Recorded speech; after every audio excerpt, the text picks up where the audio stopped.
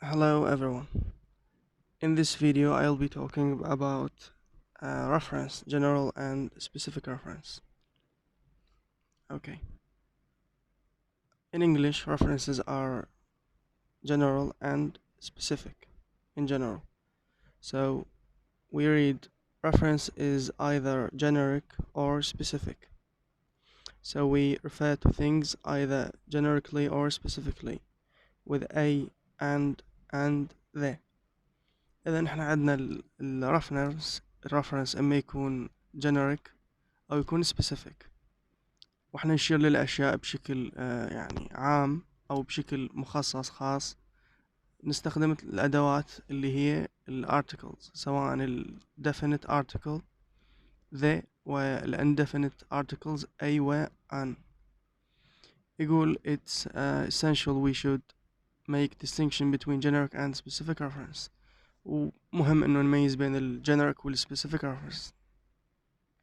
هسه راح ناخذ الريفرنسز ونشوف شلون نميز بيناتهم وكل وحدة وشنو خصائصها.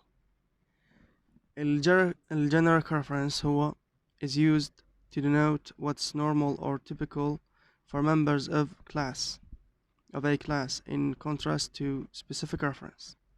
الجنريك reference نستخدمه نشير إلى ماذا؟ إلى أشياء تكون normal or typical for members of a class. احنا عندنا الأسماء بشكل عام classes، وعندي أنا members، عندي مثلا البشر، عندي مثلا النمور، الأحصنة، الكتب، المدري شنو classes هذه. فأنا أشير إلى شيء يكون شنو normal or typical، شيء عام أو يعني حقيقة عامة عن هاي الأشياء. غالبا الجنريك يعني نستخدمه نتحدث عن حقائق، لهذا غالبا نستخدم يعني أزمنة معينة، مثلا مضارع أو هيك، تكون شنو نشير إلى حقائق عن هذا الاسم. what is normal or typical for members of a class. بالمقارنة ويا من in contrast to specific reference اللي يكون no، يعني أحكي عن specific members not general members. زين، ال general reference عندي يجي ويا 4 أشياء، 4 أماكن نستخدم بها general reference. أي generic reference لمتى يكون reference generic ولمتى يكون specific؟ يكون generic ب4 حالات. الحالة الأولى I can use the zero article with a plural count noun and the reference is generic. الزيرو article قلنا شنو هو عدم وجود الارتكل اللي هي الأي والآن والذي، عدم وجودهن. استخدمه ويا من؟ ويا plural nouns. يعني plural noun يجي بالبداية، أو يعني شوف وين ما يجي هو الاسم، يعني subject يجي بدون article معه، سواء the أو أي أو an، ويكون هذا الاسم مش بي plural. إذن علاقة هي zero count مع plural zero article مع plural count. إيش راح تكون؟ راح تكون generic. هي مثل الرياضيات نطبقها على هاي الجنريك والسبيسيفيك. نقول مثلا tigers are dangerous animals. tigers هو شنو؟ count noun plural. شنو اجا قبله؟ ما اجا شيء، يعني شنو zero article. اذا zero article plus plural count gives me what? generic reference. اذا هنا يتكلم عن شنو؟ in this example I'm talking generically about tigers، احكي بشكل عام عن النمور. not about a specific tiger، ما قاعد احكي على تايجر معين. النمور بشكل عام مش بيه خطيرة. مثل ما قلنا فوق بالملاحظة generic reference is used to denote what's normal or typical for members of a class. هذا الشيء هو طبيعي لهاي الفئة من الحيوانات، انه تكون اللي هي النمور تكون مثلا خطرة، او مثلا النمور سريعة، مثلا يعني مثلا النمور تكون بهذا اللون الى اخره. شيء يكون generic عام عن النمور. اذن يقول we are thinking of the class tigers without special reference to specific tigers. أنا أفكر بالكلاس ككل، وطيت الصفة لهذا الكلاس كله. يستخدم zero article plus a plural noun. إذن هذه أول يعني الفيتشر الأولى للجنرال reference إنه zero plus plural، zero article plural count. 2 definite article is used with singular count nouns to indicate generic reference. هالمرة definite article اللي هي شنو قلنا the is used with what with singular count مع count لكن singular to indicate what generic reference. مثلا the tiger is a beautiful animal. هالمرة ما قلت tigers قلت the indefinite definite article تبعها singular count. the tiger is a beautiful animal. قد يقول واحد استخدم the إذن هو specific. الجواب لا، مو دائما من أشوف the إذن هو specific. the تستخدم مع الجنريك ومع السبيسيفيك، راح نشوف بعدين. هسه the tiger is a beautiful animal من خلال المعنى واضحة، ومن خلال القاعدة أيضا واضحة. قاعد يحكي عن النمر، مو عن نمر معين. النمر هو شنو؟ هو حيوان خطر. احنا بنقول بالعربية النمور حيوانات خطيرة، هاي نقطة رقم 1. النمر حيوان خطر، هاي نقطة رقم 2 اللي قاعد نحكي بيها. النمر حيوان خطر ما بيها أو مكتوب beautiful، أي زي beautiful animal حيوان جميل. زين، هسه هتكون generic اللي هي شنو؟ definite article the plus singular count. يقول here the definite article the refers to the whole class of tigers not one member of the class. صح هو قال the tiger ما قال the tigers مثلا، لكن قصده بهاي the tigers قصده بالكلاس ككل، ما قصده تايجر معين. والحكي واضح من خلال سياق الجملة والمعنى اللي تنطي. قاعد يحكي عن شيء يحكي عن شيء مثل ما مكتوب فوق، يكون normal or typical for the members of the class. 3. I can use the indefinite article. أول واحدة استخدمنا zero article، الثانية definite، الثالثة indefinite article اللي هن منو articles أي زائد أن مع singular count nouns to talk generically. مثلا a tiger، a هي indefinite article تبعها singular count. a tiger is a dangerous animal. قد واحد من يسمع a tiger حسب باله قاعد يحكي على تايجر معين، لكن الكلام اللي بعده حدد، قال لك is a dangerous animal، حيوان خطر. النمر حيوان خطر. a tiger يعني ما قاعد يحكي على specific tiger، any tiger هو شبيه is a dangerous animal. إذن indefinite article وهي singular count، هذا أيضا تكون generic. الرابعة zero article، رجعنا للzero article بس هالمرة ويا من is used with non-count nouns and with a generic reference. الأولى كانت zero مع plural، الرابعة zero مع non-count. non-count nouns نعرفها أسماء اللي ما ممكن تعد. مثلا music can be soothing. music is what an uncount noun preceded by what nothing. nothing اللي هي شنو zero article، ما مسبوق بشي اللي هي zero article، يعني zero article عدم وجود الارتيكل. فmusic can be soothing قاعد يحكي على يا music، على music بشكل عام، الموسيقى بشكل عام، قاعد ينطي شي normal about it، شي حقيقة شلون ما نقول عنها، شي يعني متعودين عليه عن هاي الصفة، عن هذا الكلاس، انه هو شنو can be soothing. ايضا مثلا نقول wood is hard. wood not wood is hard. ايضا هذه fact. اذن zero article with non-count. هنا أنا to sum up نفسهن الأربعة: definite مع singular، indefinite مع singular، zero مع plural، و zero مع non-count. هاي الأربعة تكون what generic. yes I generic use with count and non-count nouns. نجي لل specific reference. ال specific reference if the ليمتى نستخدم specific reference if the definite article اللي هي the is used with mass nouns، تستخدم مع أسماء الكتلة اللي هي شنو؟ مثلا السوائل، أسماء الكتلة اللي هي non-count nouns. the reference is what specific.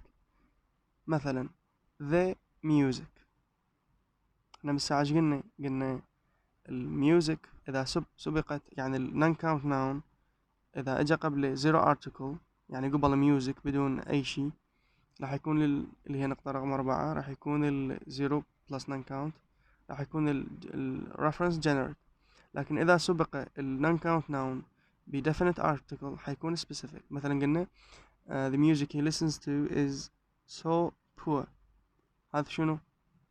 specific لأن هو قاعد يتكلم عن شخص معين، عن الميوزك اللي يسمعها هذا الشخص المعين، مو الميوزك بشكل عام تكون poor، لا الميوزك اللي يسمعها هذا الشخص. الجواها فقط شنو the definite article شنو صارت zero article plus non count اللي هي نقطة رقم 4 هذه zero article plus non count صارت music is poor nowadays تحولت إلى generic. فممكن واحدة من يعني الأسئلة إنه يعطيك specific يقول لك حول إلى generic والعكس صحيح. مثلا أيضا the water is boiling. the water non count قبل definite article إذن specific. قاعدة non count definite article specific. قاعد يحكي على اليمن specific water اللي جاي يغلي. خب مو كل الماي بالكرة الأرضية يغلي. الماي مثلا معين حاط له مثلا ماي على النار ويقول the ماي شنو the water is boiling هاي specific. أو نحولها إلى generic. شو نقول؟ نخلي zero article قبل الووتر نشيل the definite article نخلي zero article اللي هي water باعتبار zero article هو عدم وجود الارتيكل. water freezes at 0 degree Celsius. الماء يتجمد بصفر سليزية. هاي شنو أيضا مثل ما قلنا الشيء عن هذا الكلاس يكون norm يكون شيء طبيعي عن حقيقة عن هذا الكلاس اللي هو الووتر اللي هو شنو يتجمد ب100 أو بصفر سليزية. إذن هاي شنو صارت generic. جيد. هذه النقطة الأولى definite plus non count. 2 further if I use the definite article أيضا definite with the plural nouns هالمرة definite article مع plural nouns the reference is specific. 2 مثلا come and look at the horses. come and look at the horses. احنا بنقول the definite تبعت باسم plural count جمع معدود صارت specific. إذا بنقول the horses يعني شنو specific use. زين شلون أحولها إلى generic؟ أقول horses أشيل ال definite article. ما راح أشيل ال definite article شو راح يصير؟ راح يصير zero article صحيح؟ تبعها شنو zero article؟ تبعها horses. horses شنو؟ plural count. عندي zero زائد plural count أعتقد عندي هنا zero زائد plural count اللي هاي ثالث وحدة zero زائد plural count. إذا حولته من definite زائد plural count إلى zero زائد plural count. هاي أيضا أعتقد واضح. زين 3 the definite article when used with singular count nouns. النقطة الثالثة هنا بالspecific تقول definite article وهي singular. مثلا the tiger is attacking its prey now. the tiger النمر شبيه يهاجم فريسته الآن. هنا قاعد أحكي على اليمن على specific tiger معين أنا أعرفه وجاي أشوفه قاعد أحكي عنه بالزمن المضارع المستمر جاي يهاجم فريسته الآن. إذن هذا specific من خلال المعنى زائدا التركيب. أقول مثلا the book is of 63 pages. كتابة تألف من 63 صفحة. the book I mean a specific book not all books. زين هنا definite article مع singular count. نقطة رقم 3 فوق أنا إيش عندي أول وحدة أيضا definite article مع singular count. فشنو صار تضارب لو شنو؟ مو تضارب. هو ال definite article مع singular count تجي بالمعنى. فشو راح نحلها من خلال المعنى مالت اللي تنطي الجملة. شنو تنطي؟ بالمثال الأول مثلا النقطة الأولى هم قلنا ال definite و singular count اللي هي ال definite singular. النقطة الثانية the tiger is a beautiful animal. the tiger is a beautiful animal. هاي شنو؟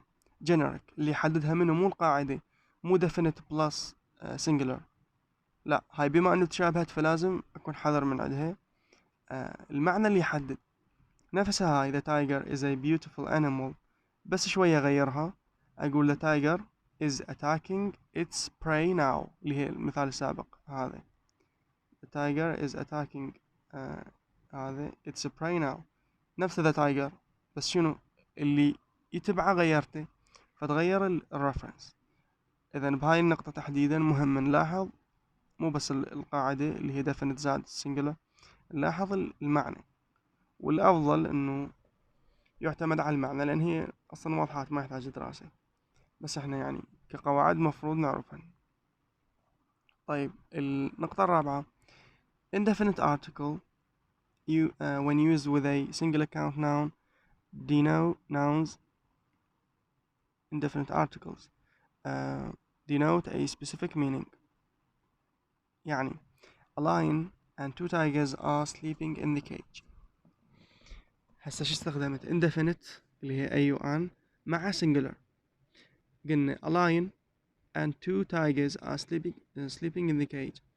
يقول the reference is specific for because I'm not talking generically about tigers. ما قاعد أحكي عن التايجرز بشكل عام. I'm talking about what? A specific tiger. So I'm not talking about tigers in general, but I'm talking about a specific lion and a specific two tigers اللي أيضا صفتهم شنو؟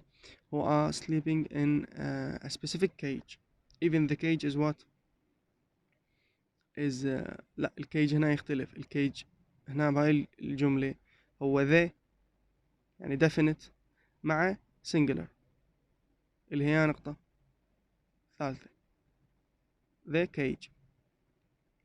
زين هسه هاي indefinite زائدا singular. أعتقد هنا هم عندنا indefinite زائد singular اللي هي الثانية وحدة هذه اللي هي وينها الثالثة indefinite زائد singular، نفس النقطة اللي عبرنا عليها، ماكو تضارب. صح هي القاعدة صار منها ومنها، لكن شو نقول اللي يحكم منه المعنى. هنا ايش قلنا a tiger is a dangerous animal.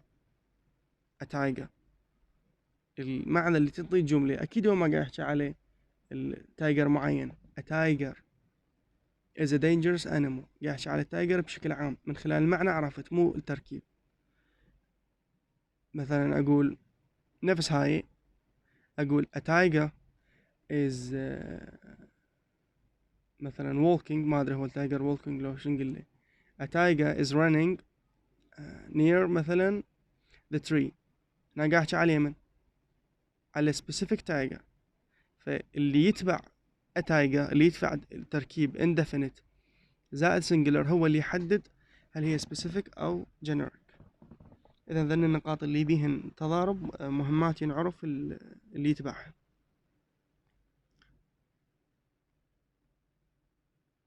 زين هذه على اللي هي systems of article usage، تقريبا نفس الحكي اللي استوى حكيناه بس بشكل يعني مربعات ومثلثات. يقول we can thus set up two different systems of article use depending on the type of reference.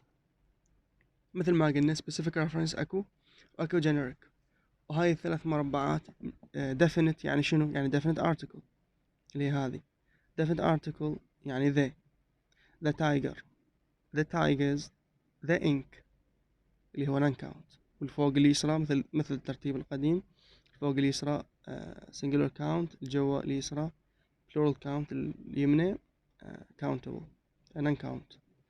فإذا the تستخدم مع specific reference، إما تقرونها بهاي الطريقة أو بالتقسيم اللي استوى قسمناه هو نفس النتيجة تنطي.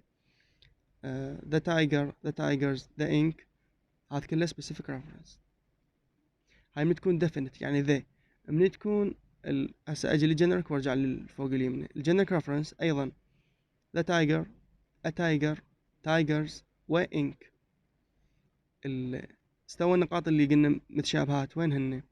a tiger هذه وهذه a tiger، وهاي the tiger وهاي أيضا the tiger، وقلنا استوى شلون نميز بيناتها. بقت شغلة هاي الملاحظة مثلا with definite specific reference the definite article is used for all noun classes. يقول بالdefinite specific definite specific الdefinite article ذا ايش بيها is used for all noun classes، تستخدم مع ال singular وال singular count plural count و non count اللي هي هاي الثلاثة. الملاحظة اللي نريدها with indefinite specific reference indefinite اللي هي هذه يعني أي آن specific اللي هي هذه شو يقول singular count nouns take the indefinite article ال singular count nouns ياخذن indefinite article. أقول a tiger هاي ما عندي مشكلة بيها وما أخذها. الإضافة شو نقول while non count and plural count nouns شو ياخذن take zero article or stressed some. اما ما نخلي اصلا article او شو نخلي some او any. ليمتى any نستخدمها بالنون non assertive contexts اللي هنا شنو non assertive contexts اللي هنا قلنا عليهن assertive هو شنو طبعا اخذناها سابقا. assertive هو الجملة المثبتة non assertive اللي هي المنفية. اذا any تستخدم مع الجمل المنفية. فاقول I want a pen قاعد يحكي عليه indefinite specific. a pen هي indefinite specific. I want a pen. بس من يقول pens بالindefinite specific شو يريد يقول يقول I want some pens ما يقول the pens أو pens لا some pens. I want some ink ما استخدم any لأن هاي مثبتة. بالنفي يقول I don't want a pen I don't want any pens باعتبار plural اللي هاي some مثلا هنا نقول some tigers نقول مثلا some ink أو any pen أو any pens مثل ما سوا قلنا زين أو any ink. عموما هي هاي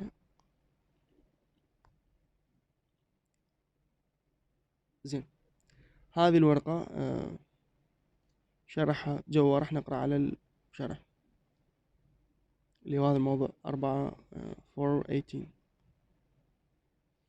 يقول we have two classes of generic reference. الجنريك reference عندنا 2 كلاسات تقسيمات in relation to what to the use of adjectives تبع لاستخدام الادجectives. هسه راح نتكلم على الجنريك reference تبعا للادجectives. تخلصنا من الموضوع اللي سبق كان وين nouns.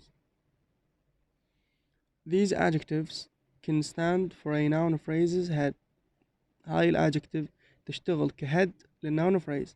احنا noun phrase من اسمها الهيد مالتها يكون noun لكن بعض الاحيان الهيد يكون adjective. فمن يكون الهيد adjective راح ندور على الجنريك reference مالته الريفرنس سواء generic او specific. راح نبحث هذا الموضوع هنا. يقول in terms of reference I have two types of adjectives. تبعا للرفرنس عندي نوعين من الادجكتيف للرفرنس اللي هنا البيرسونال وال abstract. personal adjectives and abstract adjectives. نشوف شنو هن وشنو شغلهن. البيرسونال والابستراكت عندي البلورال personal adjective. plural personal يقول I'm referring to group of people with personal adjectives. وشير لي مجموعة من الناس يكون عندي واستخدم personal adjectives. يقول I use the in front of the adjective. إذن بهذا النوع الأول نشير إلى مجموعة من الأشخاص مجموعة من الأشياء الأشخاص غالبا واستخدم قبلها the. يقول in this case the reference is generic. reference يكون generic بالplural personal adjectives اللي هنا النوع الأول. Why it is generic? Because it refers to a group of people. For example, I say the rich. Now, rich is an adjective, right? Preceded by what? The. Rich هي adjective سبقت ب the. هاي الadjective ايش بيها؟ plural personal. زين. تشير إلى plural مجموعة وهي نفسها بتكون personal. أقول I mean شنو قصدي من the rich those who are rich قصدي الأغنياء أولئك الذين يكونون أغنياء قصدي أنا مجموعة من الأشخاص كثرون يقلون يجوز آلاف الأشخاص لكن شنو هم ذولي الريفرنس جينيريك وأتكلم عن مجموعة من الأشخاص اللي يكونون أغنياء هو are rich are يعني مجموعة مثلا أقول أيضا the disabled I mean what ذولي ذوي الاحتياجات الخاصة اللي أجسامهم بها مشكلة I mean those who have disabilities in their bodies اللي عندهم مشاكل أتكلم عن group of people أقول here rich and disabled are plural personal adjectives تسميتنا لهم حتكون plural personal هسا شنو الميزة بيهن personal أو خلنا نقرأ هاي ونقول مثلا the French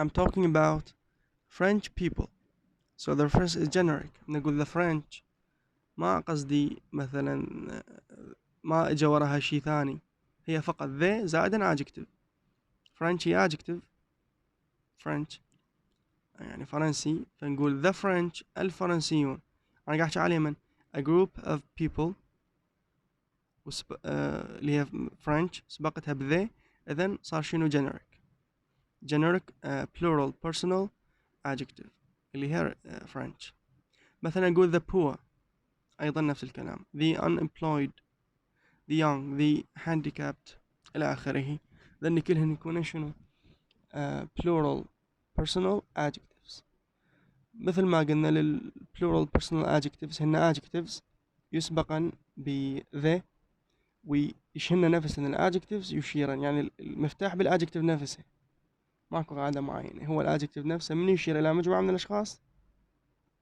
ويسبق ب the فقط يعني the poor أو the rich أو the French أو the Iraqi مثلا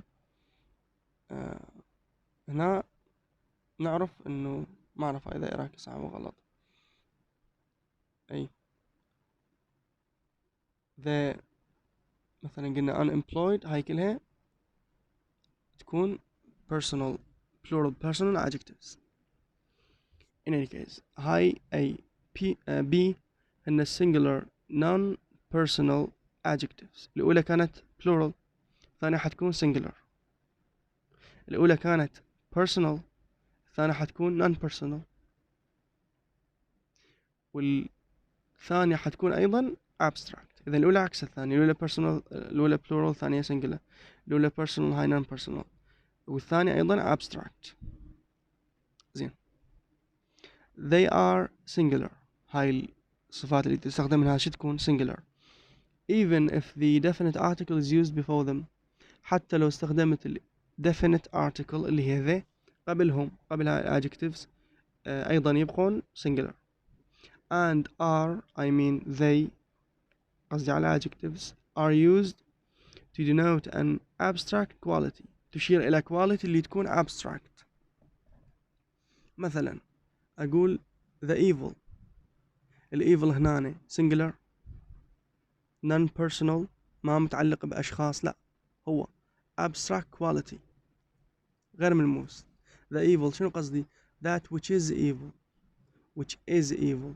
مو which are إذا شنو singular عكس اللي فوق قلنا أشرنا لهم بالR قلنا مثلا the rich who are rich زين مثلا أقول the absurd اللي هم المهم the beautiful the sublime إذا كل هذه تكون abstract qualities أشير إلى abstract qualities that which is beautiful that which is sublime so this group is singular with generic reference not plural الreference يكون generic not specific شنو not plural not specific إذن كلا المجموعتين تنطي generic reference مع قلنا الاختلافات اللي ذكرناها بيناتهم وهذا الحكي هو نفسه هذا الحكي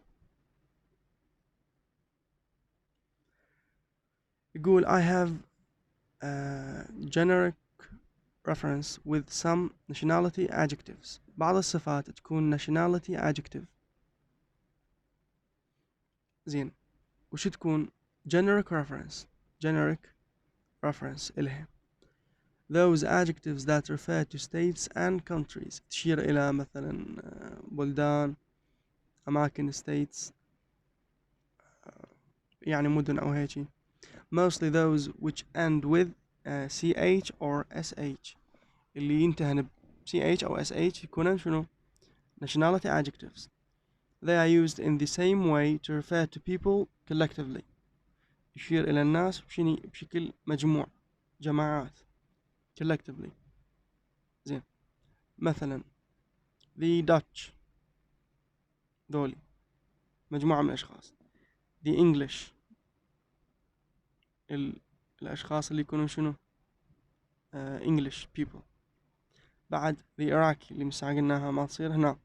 the Iraqi، العراقيين، أشير إلى شنو nationality عندي، وأشير لهم بمن they، وهاي نفسها الادجكتيف اللي تنطي للناشوناليتي تشير إلى مجموعة من الأشخاص، وأكيد معناها generic. شنو generic reference plural in number شو يكون plural باعتبار the Iraqi are، ما أقول is. وهنا أيضا قلنا مثلا the evil أقول is لأن قلنا شنو singular. الفوق plural personal plural من اسمه، أقول the rich those who are rich، إذن plural. زين plural number. For generic meaning we don't generally use the. للمعنى الجنرال احنا عادة نستخدم شنو the حتى نعطي معنى عام. نقول the Iraqi نعطي معنى عام انه العراقيين بشكل عام. with nationality مع اسماء nationality. words like Welshman، لا بالمقلوب قريتها أنا. For generic meaning we don't use the with nationality words like Welshman. أكو كلمات تشير للقومية وما هي بنفسها تشير للقومية لوحدها يعني، فما نستخدم معها ذي، ماكو حاجة هي نفسها تشير للقومية. مثلا أقول the Welsh are well known for their singing. هاي the Welsh تتبع المجموعة اللي استوى قلناها. Welsh هي adjective مال nationality اجا قبلها ذي، إذن أتكلم على مجموعة من الأشخاص والمعنى generic. the Welsh الأيرلنديين أعتقد تكون generic. أما حينما يكون عندي عندي nationality words اللي هي مثلا Welshman ما حاجة أستخدم معها ذي، لأن هي بحدها قائمة تنطي معنى. Welshmen are أيضا تكون generic are known for their singing. إذن هاي الكلمة تستخدم المن هي أيضا للناشوناليتي، لكن فرقها عن الويلش إنه الويلش تحتاج إلى ذي حتى تكون generic، بينما هي ما تحتاج، هي بنفسها تكون generic Welshmen الأيرلنديون. زين، إذا قلت the Welshman يعني جبت the وخليتها قبل ذول Welshman، يعني هي Welshman بحدها generic، بس أنا جبت the وخليتها ويا هاي الجنريك. شو راح تصير؟ if I say the Welshman I know، مثال يعني if I say the Welshman I know sing well، الأيرلنديين اللي أعرفهم يغنون بطريقة جيدة. This is specific. Why؟ لأن الويلشمان هي generic، تجي أنت وتخلي لها the تصير specific، بينما ويلش بوحدها من يجي نخلي لها the يلا تصير generic، بينما ويلشمان هي بوحدها generic نخلي لها the تصير specific. So this is what specific. For we have a specific reference for these Welshmen. The speaker knows, he knows them. That's why he says what? They sing well. He knows a certain number of people. جيد، وهذا الكلام نفسه طبعا هذا. زين، adjectives with nouns هذه صفحتين. adjectives without nouns يقول we cannot usually leave out a noun after an adjectives. شنو يعني؟ عندي adjective، هاي الادجكتيف وراها noun، هي الادجكتيف modify the noun. مثلا poor little boy ما اقدر اقول poor little ما أقدر أشيل الاسم. هو أنا المن أصلا جبت الأدجكتيف أوصف الاسم، فيقول الاسم ما يصير نشيله بعد الأدجكتيف. هاي typically يعني. مثلا the most important thing is to be happy, not the most important is to be happy. ما يصير أشيل الاسم thing اللي تبع الصفة important. but there are some exceptions. أكو استثناءات لهاي القاعدة اللي سوا قلناها. شلون؟ يقول well known groups، مثلا the زائد adjective، طبعا هو تقريبا نفس الحكي اللي سوا قلناه بس بصياغة أخرى، is used to talk about certain well-known groups of people who are in a particular physical or social condition. common expressions ذا نسميهن common خوش تسمية expressions اللي هي the زائد adjective. هو ليش أصلا هاي طلنا هاي المقدمة؟ قال لك غالبا الادجكتيف ما نشيل الاسم اللي وراها، ما نقول poor little، معنى غير تام، لكن اكو استثناءات اللي هي شنو؟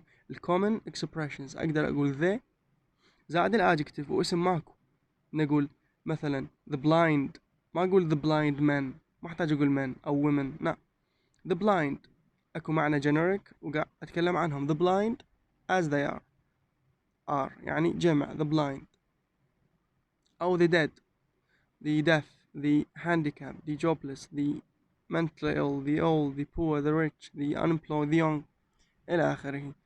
مثلا نقول he's collecting money for the blind، ما حاجة أقول بعد people، هم the blind أعرفهم أنا generic group. أو أقول the unemployed والاسم ماكو، the unemployed what are losing hope. هذه أيضا تكون ملاحظة، مو نقول غلط، لا مو شرط الاسم، اكو استثناءات اللي هي هاي قاعد نحكي بيها. The meaning is usually general, occasionally a limited group is referred to. المعنى عام واحنا نشير لمجموعة معينة، مثلا هو يكون عام ايضا لان هاي المجموعة كبيرة تكون. After the accident the injured were taken to hospital. ما قلت the injured people or man، no، اتكلم عن مجموعة معينة اعرفها.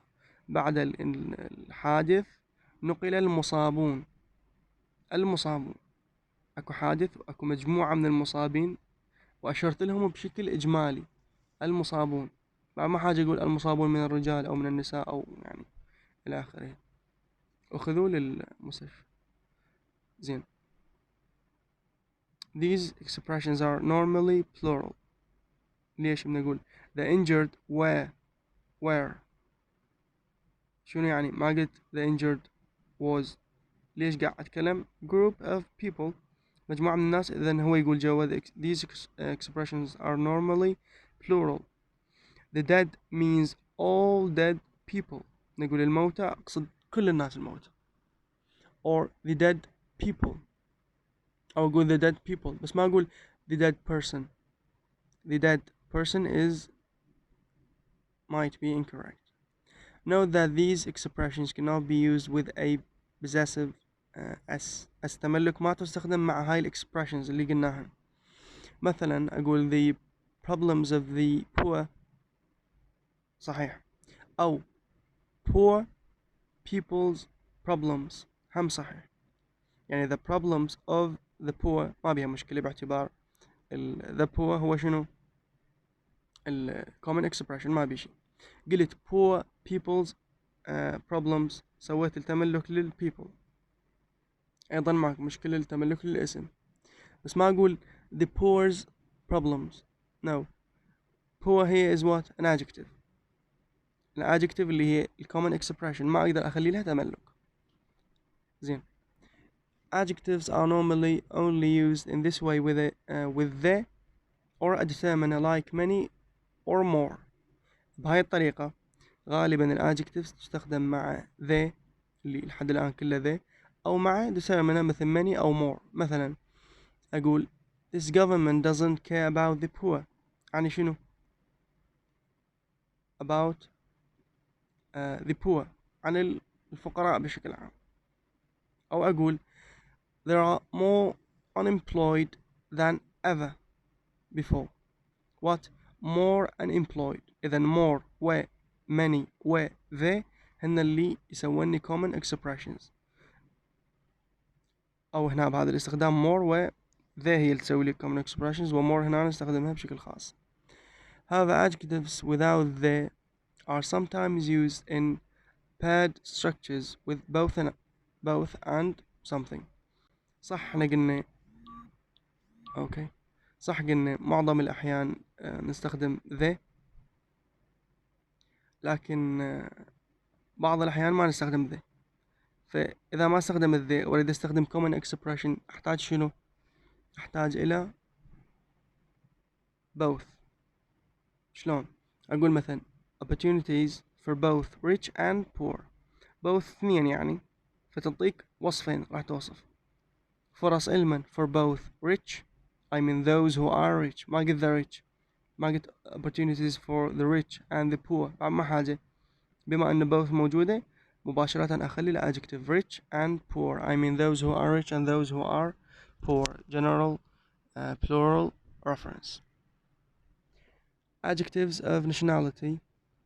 A few adjectives of nationality ending in sh or ch اللي قلنا عليهن are used after the without nouns. after the اللي هي definite article without nouns. إذا ما أستخدم اسم، فقط nationality وقبل the قلناها، مثلا the Irish, the Welsh, the English, the British, the Spanish, the Dutch, the French إلى آخره. The Irish are very proud of their sense of humor. بعد ما نعيد شرحناها يقول these expressions are plural. singular equivalents are for example. زين احنا ايش قلنا؟ هاي التعبيرات تكون جمعية، يعني من نقول مثلا the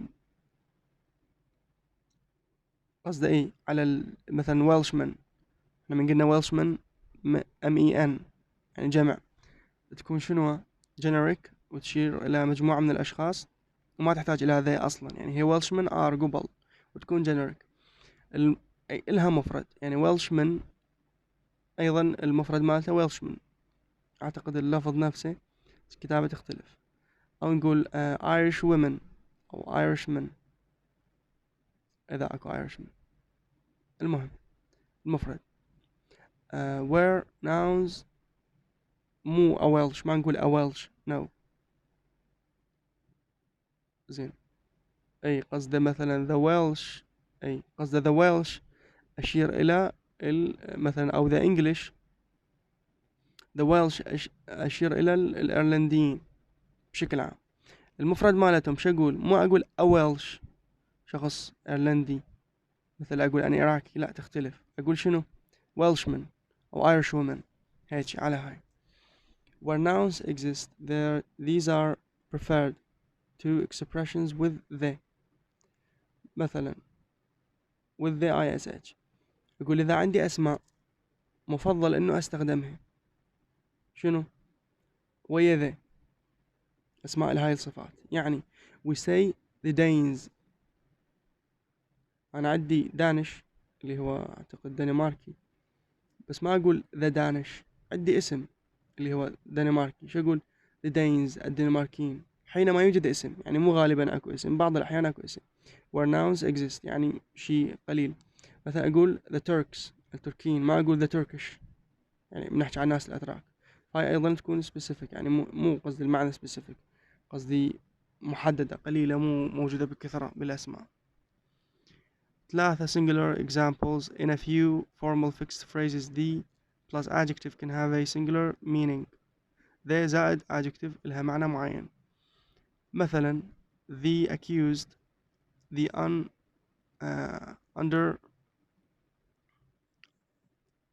undersigned، the deceased، the former، the latter. مثلا the accused، هنا من نقول the accused أحكي عليه يعني what singular meaning، أحكي عليه شخص معين the accused. مثلا was released on bail. Mary Mr. Gray and Mrs. Cook. The late letter اللي هو Mr. Cook is a well-known designer. إذا designer عايدة عليه قلنا the later هو عايد عليه مستر كوك. عموما هاي أعتقد راح ناخذها بالadjectives بعدين.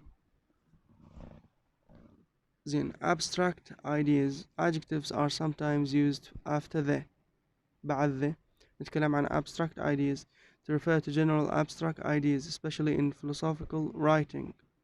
مثلا the beautiful, the supernatural, the unreal. These expressions are singular.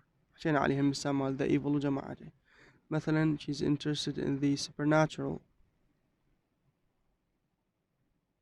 اوكي نيجي لل specific reference. definition شنو هو ال specific reference؟ تكلمنا احنا عن فروقات بين generic و specific. خلينا نشوف هسه ايضا specific reference is a reference to a particular individual or entity. هو يشير إلى particular محدد شخص أو كيان معين يشير إليه. هذا ال specific reference يعني نقصد شخص معين أو كيان معين أو شيء معين. definite and indefinite meaning أكو معنى محدد definite ومعنى غير محدد. The discussion of reference is used in relation to the use of article. دائما الرفرنس يرتبط باستخدام الارتكل they الارتكلز they و أي وأن. Thus a distinction is made between generic and specific meaning. دائما أكو تفريق بين الجنريك والspecific meaning وهسه نشوف شلون نفرق. with specific meaning خلينا نشوف ال specific meaning بال specific reference. Specific meaning may be either definite and indefinite. ال specific meaning قد يكون definite وال indefinite. نستخدم مع definite وال indefinite. مثل I met an interesting man on holiday. man هاي ما واضحة. on holiday.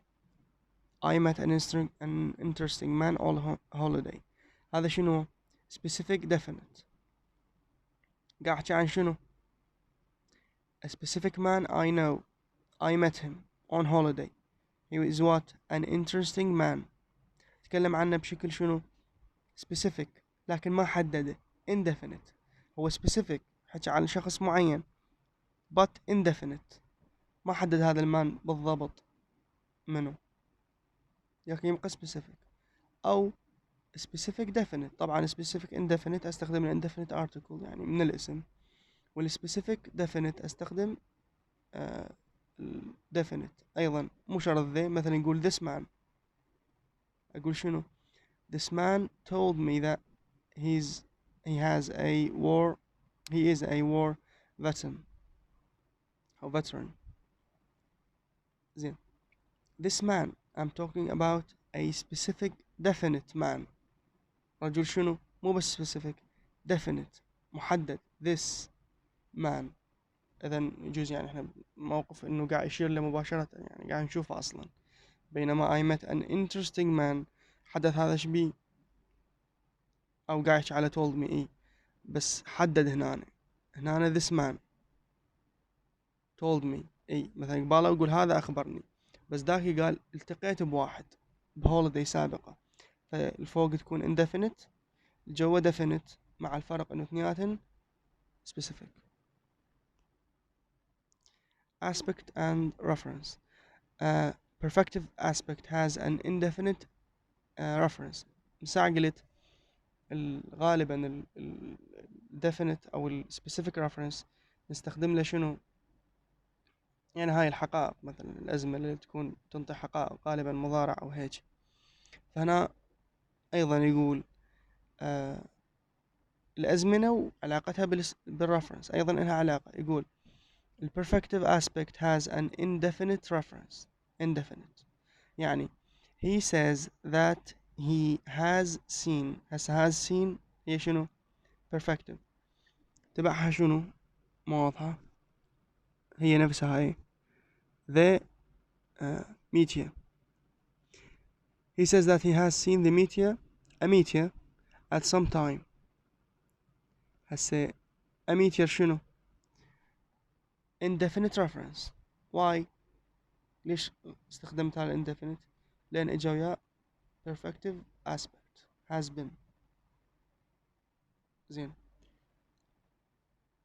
simple aspect اللي هي past is marked by the definite use of the article.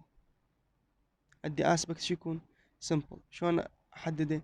من خلال definite use. أستخدم the. مثلا he says that he saw the meteor last night. meteor اللي هو النيزك. هو يقول هو شاف شنو؟ شاف بالماضي. إذا أستخدم the اللي هي ال definite article. ال simple aspect. ال progressive aspect has specific reference. أيضا specific reference. طبعا هاي ال simple aspect أيضا specific. نقول مثلا the tiger is sleeping in the cage. So I'm talking about what? A specific tiger. Okay. إما من خلال القواعد اللي قلناها أو نقول الزمن. قلنا مضارع مستمر. Progressive aspect is what? Is a specific reference. Has a specific reference. جيد. definite article and reference. definite the والreference مالته. يقول we use the definite article when identity has been established by an earlier mention. The first mention is used with indefinite article.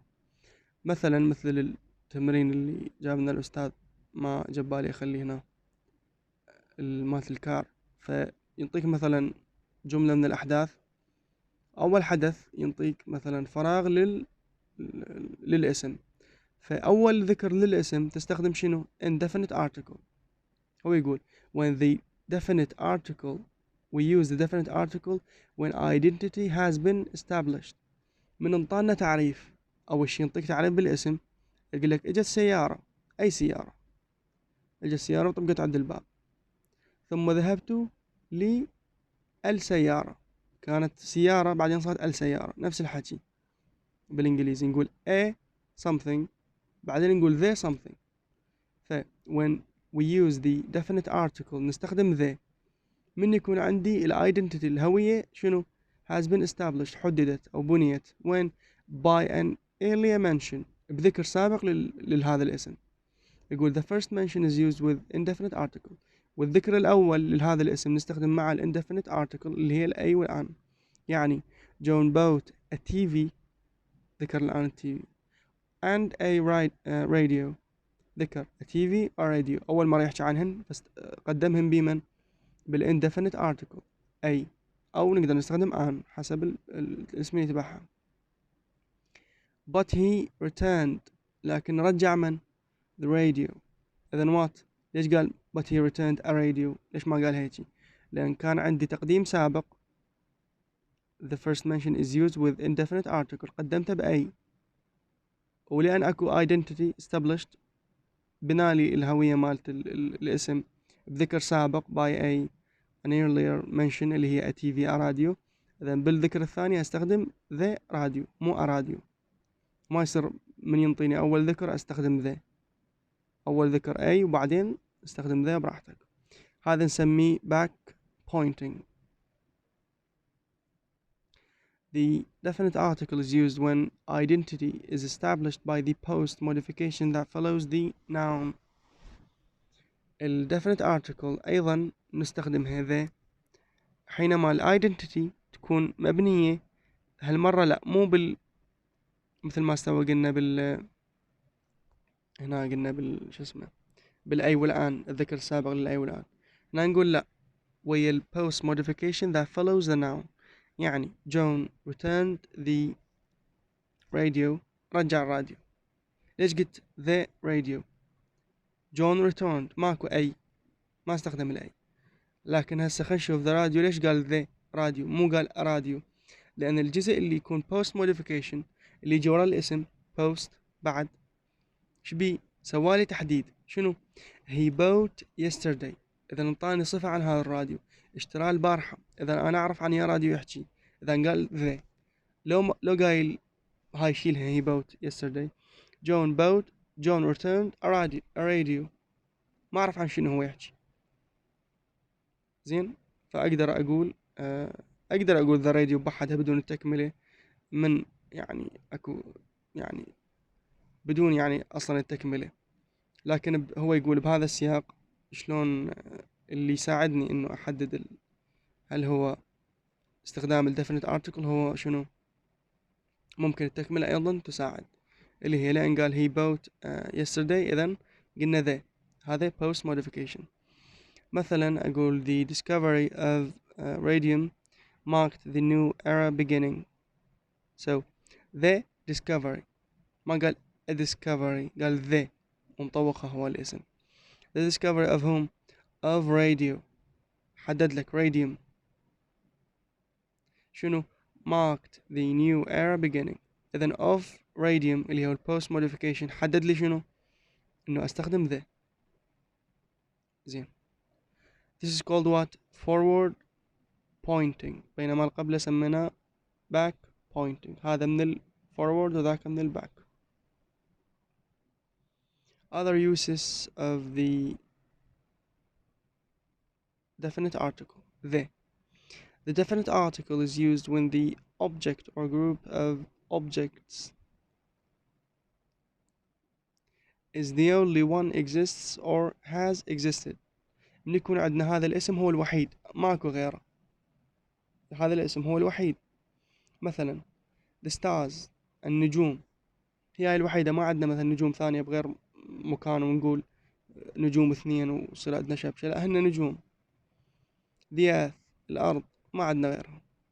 the world، the sea، the north، مثلا the sun إلى آخره، هي شمس وحدة أو the moon أو زين the north pole. This is called what؟ the unique use. ما عندنا احنا بس هذا الاسم، إذن هو يكون unique يعني خاص special of the، استخدام المحدد لذا، where what is referred to is understood to be unique in the context. من أشير له بالنص نقول the earth، أكيد راح ينفهم إنه قاعد على الكرة الأرضية، أو يقول the world أو the sea أو the north pole أو the stars أو the sun إلى آخره.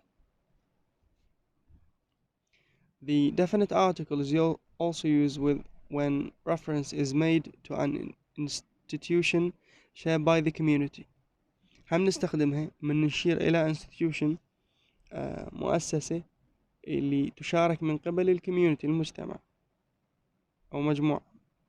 مثلا the radio، نحكي على الراديو اللي تشارك هاي المجموعة، مؤسسة اللي هي الانستتيوشن، مشاركة من قبل مجموعة. the radio نعرف احنا على من قاعد نحكي. the television etc. The definite article is used to give a heavy stress indicating superlative quality. صفة مفاضلة تكون heavy، يعني تقول هذا وبس. Chelsea is the place for young people. إذن young people مكانهم وين؟ Chelsea. إذن the place هاي مشددة heavy what؟ stress indicating a superlative، مقارنة بكل الأماكن شو تقول؟ تقول Chelsea is the place for young people. Also you say what? Are you the Mr. Johnson? Are you the Mr. Johnson؟ أنت جونسون، أنا ما قصدي على أي جونسون، لا، المشهور. مثلا عندك أكثر من شخص مثلا مثلا بالبرازيل هواي مسمين نيمار، تيمنا بنيمار، نقول are you the نيمار مثلا، the Mr. نيمار، اللي قصدي اللي هو أنت الشخص المشهور the famous one. زين، هاي بالنسبة للspecific reference. بقى الموضوعين اللي هنا 4.19 and 4.22 اللي هنا ما أعرف، الأستاذ قال داخلات بالامتحان ما شبشت علينا. المهم نشرحهن، إذا داخلات بها، وإذا ما داخلات يعني الفائدة العامة. non-count and plural count nouns. زين، when they have generic reference both concrete and abstract non-count nouns, and usually also plural count nouns, are used with the zero article. الأسماء أنا عندي شنو؟ عندي concrete nouns، عندي abstract nouns. زين، من نريد نشير إليهن بشكل generic شو نقول؟ هاي الكونكريت والابستراكت نون كاونت، أكيد نون كاونت، وحتى البلورال كاونت. أوكي، شو استخدم هنا؟ استخدم هنا زيرو ارتكل، نحكي جينيريكلي وحكينا بالقواعد يعني السابقة اللي أخذناهن. he likes wine، he likes wood، he likes cream cheese. هاي كلها شنو؟ هاي concrete nouns اللي تكون ملموسة وتكون generic أكيد، باعتبار قلنا zero article نستخدم مع هاي الأسماء. أيضا أقول he likes music، he likes chess، he likes literature، history، skiing إلى آخره. هذه تكون abstract generic nouns. والplurals اللي هنا lakes، games، long walks، هاي تكون شنو؟ أيضا plural و generic. إذن هاي generically. But when they are post modified by an off phrase، من يتبعهم تركيب off. off phrase post modification by an off phrase usually requires the definite article with a head noun, which thus has limited generic partitive reference. يعني ذا نفسهن نقول الأسماء، لكن من يجوا ياهن تركيب off، فيقول راح نجبر نخلي شنو؟ ذا، لكن هنا راح يكون specific no، راح يكون generic لكن شنو؟ limited as it is written here، limited generic or partitive. So I say instead of he likes wine، بدل لا هو he likes wine، I say he likes the wine or wines of what؟ of France. So أكو أكو تحديد، هو يحب الواين بس مالت من؟ مال فرنسا. إذا صار يعني هو generic لكن شنو؟ limited، مو الواين كل الواين، لا، مالت اللي تبيعها فرنسا of France. مثلا هي طبعا هنا الاس، ليش واحد يقول اس؟ احنا قلنا بال فيديو القبل هذا والقبله انه الاسماء يعني النون كاونت ممكن تكون كاونت حينما نتكلم عن الكايندز اوف ات، نتكلم عن انواع او تايبس مال هذا النون كاونت ناونز. فهنا من قال واينز قصدي انواع الخمور، مو الخمر كهو خمر، مثل ما قلنا مثلا the milks، اقدر اقول the milks، مو قصدي الميلك اللي هو المادة الميلك، لا، انواع الميلك. فهنا الاس هي هاي معناها. او مثلا اقول the music of France، he likes the music of France. اذا هاي شنو؟ limited generic، هي generic لكن limited، ويحب الموسيقى بس هي موسيقى مال فرنسا. he likes the countryside، الكونترسايد مالت مال فرنسا. طبعا هنا countryside non count noun. he likes the lakes، أيضا lakes count noun مجموع، ويكون of France، يحب هاي مالت فرنسا اللي هي الليك. إذن generic what؟ partitive، يعني يكون partially يعني generic limited partial. زين، non count nouns و plural count nouns شبين ذني؟ الملاحظة نقراها جوا. they is commonly used with of construction. احنا قلنا استوى بال of construction نستخدم the بشكل عام commonly mostly and less commonly with prepositions as from. لكن من يكون عندي مو of construction no I have what from construction، ما استخدم the، استخدم zero article is used with the pre-modification part. الجزء اللي يكون pre-modification استخدم zero article. يعني للنون كاونت نشوف مثلا Canadian paper، شو أقول the paper of Canada. the paper of. تركيب of وش قلنا بتركيب of نستخدم the، وهذا شو يكون generic قلنا limited generic. so the paper of Canada صح، لكن paper from Canada بنخليها تركيبه from the اللي هي zero definite article تروح ويحل محلها zero article. then paper from Canada. زين Chinese history شو أقول؟ the history of China. أو مثلا أقول American literature شو أقول؟ the literature of America. أو طبعا قلنا هاي قاعد نخلي the ونخلي of construction. أقول restoration comedy the comedy of the restoration. هاي ويل non count مع plural count. اي ايش اقول مثلا Japanese cameras what from Japan. ايش قلت from، اذا شلت zero article. زين article usage with common nouns in intensive relation. Unlike many other languages, English requires the definite or indefinite article with the count noun complement in an intensive relation. شنو يعني؟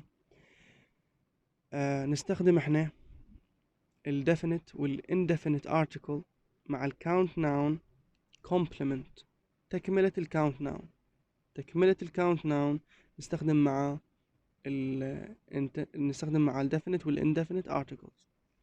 خلينا نشوف شنو معنى هالحكي. with indefinite reference the indefinite article is used. احنا ايش قلنا؟ قاعد نحكي على intensive complementation، قاعد نحكي على تكملة common noun. common noun إلى تكملة، ومثل ما قلنا اكو افعال stative واكو افعال dynamic. فالفعل من يكون واكو افعال طبعا intensive واكو extensive. فاحنا راح نحكي على intensive على intensive. اول نقطة اللي هي intensive complementation. مثلا became هو فعل intensive، اقول John became a businessman. هسه a businessman هي شنو؟ هي تكملة المن الجون، نوعها شنو؟ subject complement اللي هو الباترن 4. يقول هاي البزنسمان، ما اقدر اقول John became businessman.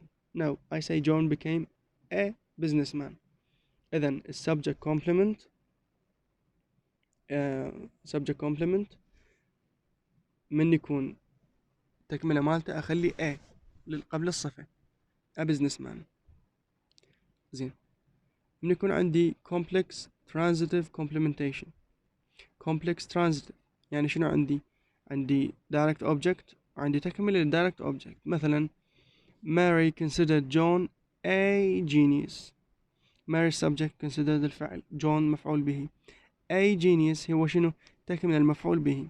النقطة اللي أريد أقولها إنه تكملة المفعول به لازم تسبق ب indefinite article أي أو an.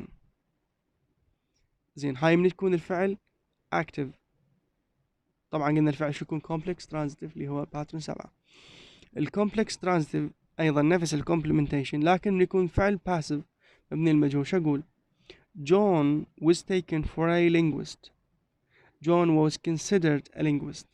was taken for means was considered، أي كان يؤخذ عليه أنه، بهالمعنى يعني كان يعتبر شنو a linguist. صح جون إجا بالبداية وصار تغيير باعتبار أنه سوينا passive، لكن يبقى a linguist who is، منو هو linguist؟ هو جون. زين واستخدمنا أي قبل linguist. the complement of turn and go. عندنا turn و go أفعال وإلهن تكملة.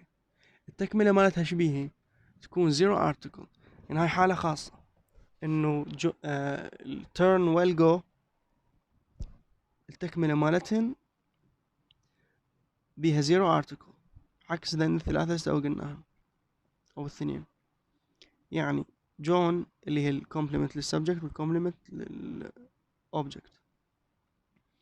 John started out a music student before he turned linguist. إذن عندي يا فعل، الفعل turned what؟ linguist. هسه يجي واحد يقول لي هاي ليش linguist؟ ليش مو a linguist؟ الجواب لأن عندي فعل turned، وهنا linguist وقعت في موقع شنو؟ complement element الجون. هو من linguist؟ جون. إذا بما أنه هي تكمل الجون طبعا subject complement، فما نخلي قبلها أي أو أن، نستخدم شنو؟ zero article. why؟ because we have the verb turn، فقط ضمن الفعلين، وجو نفس الحكي. زين. ال definite reference requires the definite article. من يكون عندي definite reference، ال definite article نحتاجها اللي هي ذا بال definite reference. مثلا John became the genius of the family. هسه قاعد احكي على جون كشنو؟ اريد اسوي definite reference، فش استخدم definite article. اقول John became the genius of the family، مو يقول John became genius of the family. no، قاعد احكي على the genius، احكي على هاي الفاميلي. اذا ال reference يكون شنو؟ specific definite، او specific نفس الشيء definite reference. او اقول مثلا Mary considered John the genius of the family. هنا John became the genius. the genius هي تكملة إلمن الجون عن أول وحدة I. the genius هو منو؟ هو نفسه جون. زين ليش فوق قلنا a genius وهنا قلنا the genius؟ الجواب فوق هنا ردنا شو نسوي؟ specific reference فقلنا the genius. إذن John became the genius of the family. زين شنو الفرق بين أصلا هي هاي John became the genius of the family و John became a businessman أو a genius مثلا؟ الفرق الرئيسي هو شنو؟ ال of construction. ال of construction هو اللي يجبرني أسوي شنو؟ the genius of the family، لأن أكو تحديد of something. إذا لازم يكون شنو؟ definite article، يعني استخدام يكون specific. زين. إذا هنا specific reference. مثلا أقول Mary considered John the genius of the family. Mary subject، considered فعل، John object. the genius هي object complement element الجون، باعتبار أكو علاقة مباشرة بين the genius وبين جون، اللي هو جون هو the genius و the genius هو جون. of the family، فال of construction خلاني أستخدم the definite article اللي هي the، والreference صار specific definite باعتبار شو استخدمت the قبل الصفة. إذن ال object complement تكون مسبوقة ب the، والsubject complement أيضا مسبوقة ب the حينما أريد أسوي reference specific. John was taken for the genius of the family. أيضا هنا مبني المجهول نقول John was taken for what؟ يعني هو شنو كان considered what؟ the genius. إذن أيضا John و the genius هما نفس الشخص. However, the zero article may be used with the noun complement after copulous and naming verbs. أكو بعض الأفعال اسمها naming verbs مثل appoint، declare، elect، ذا نشبيهن نستخدم وياهن zero article. طبعا ما قلت الملاحظة انه على الفوق انه ليه نستخدم هذا التركيب اللي هو the زائد هاي، يعني definite reference بالcomplement سواء للسبجكت ولا للobject. من يكون عندي of construction او propositional phrase او relative clause. جيد. كنا نقول الزيرو راح نستخدمه zero article لما يكون عندنا naming verbs مثل appoint, declare or elect. So when the noun designates a unique office or task. زين، من الناون ينطيني شنو؟ الاسم من يتبوأ شنو؟ مكان يكون شنو؟ unique office or task، تكون إلى مهمة أو يعني مكان بالأوفيس بشكل عام يكون شنو؟ unique. مثلا John is the captain. طبعا هنا ننتبه لكلمة may be used، يعني مو should. إذا نقدر نستخدم zero article ونقدر ما نستخدمها. يقول John is the captain of the team. John is the captain of the team. إذا أقدر أقول شنو؟ the captain of the team. وأقدر شو أقول John is captain of the team، باعتبارها شنو؟ قاعد نحكي على specific reference، على task معينة، على office معين، يكون unique، محدد، مميز، اللي هو شنو؟ John is the captain of the team. ويفضل إنه the تنشال على مود المعنى يصير أقوى. John is captain of the team، هو الكابتن. أو نقول they elected him the president of the United States. They elected him what? The president. The president هي شنو؟ object complement. أقدر شو أقول؟ أقدر أقول they elected him president of the United States، باعتبار هو رئيس واحد فقط للولايات المتحدة. إذا هذا الاسم مش بيه، لهذا قلنا unique office or task. هذا التاسك، الوظيفة هاي المعينة تكون unique، محتلة من قبل شخص واحد، لهذا تكون شنو؟ نقدر نشيل ذا عنها باعتبار معروفة. بنقول president أوباما أو president ترامب، أقول ما حاجة أقول ذا president باعتبار أنا أعرف عليه من قاعد أشيل. بس جماعتنا بنجيبهم حتى زحمة تستخدم لهم ذا، تستخدم لهم أيوة أنا.